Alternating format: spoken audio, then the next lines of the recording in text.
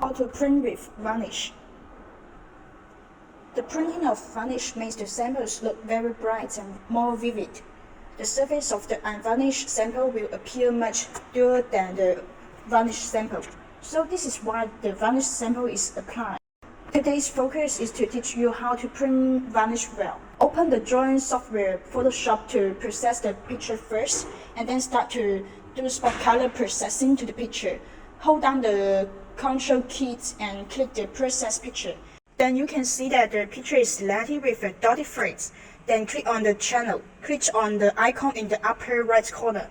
Drop down and select New Spot Color Channel. This step needs to be repeated twice. Note that the number 3 and 4 needs to be filled in for the name. The filling of the numbers is also particular. Channels 1 and 2 are spot color channels for whitening, and the channels 3 and 4 are spot color channels for varnish. Then adjust the CMYK parameters in the two layers.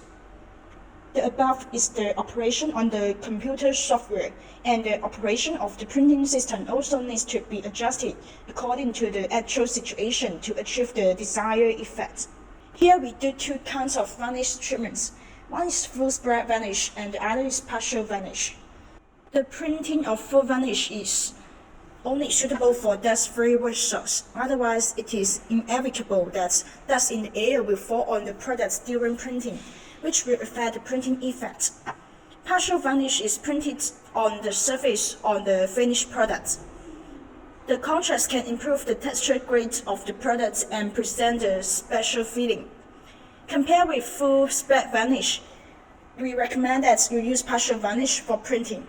The above is the varnish treatment of UV flatbed printers that I brought to you.